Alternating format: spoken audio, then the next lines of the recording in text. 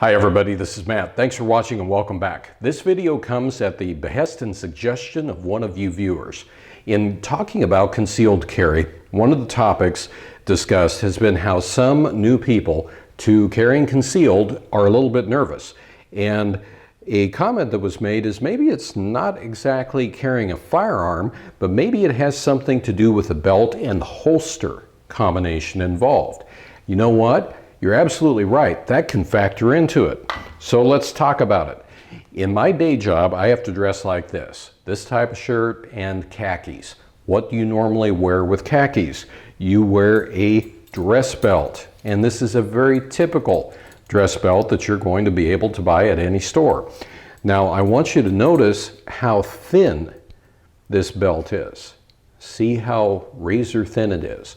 Also notice this, I can grab the belt right here and look, I can completely deform this thing in a very short, look at that. See how easy that thing deforms.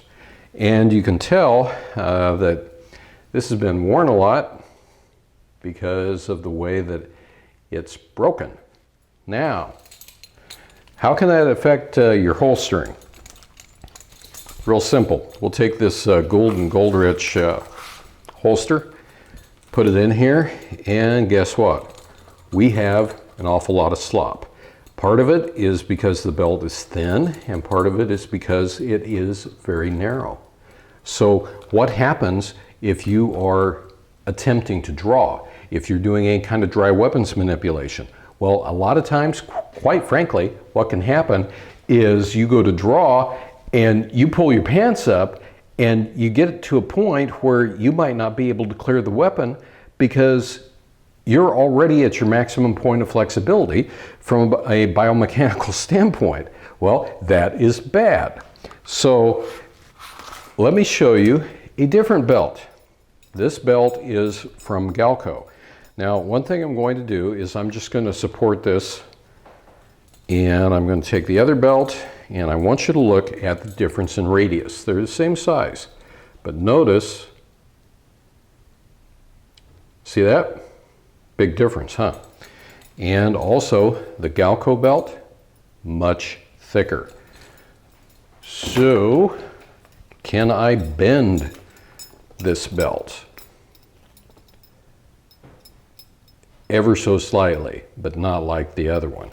Can I bend it when I get my fingers up here real close? No, I cannot, because it is way, way thicker. And it's also not as narrow. So if I go and I put this in the same holster, you just heard that, where it's a much tighter fit. And I could even get a belt that's slightly wider, and it would fit in here perfectly.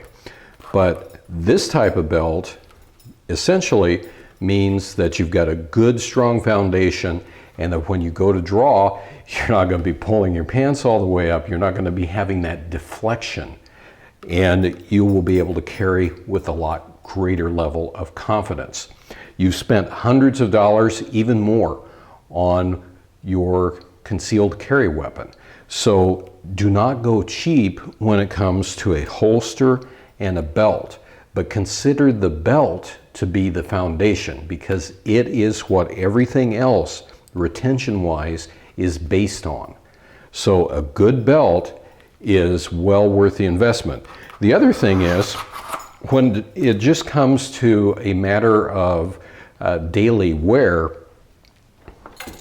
I did not get much use out of this at all, and it broke. I've had this Galco holster for 2 years, wear it every day, and has it broken? No.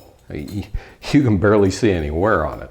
So go out there, get a good belt, because that's a great foundation when it comes to carrying concealed, and it also helps from a safety standpoint. So anyway, thanks for watching, and all you folks, be safe out there and have a good one.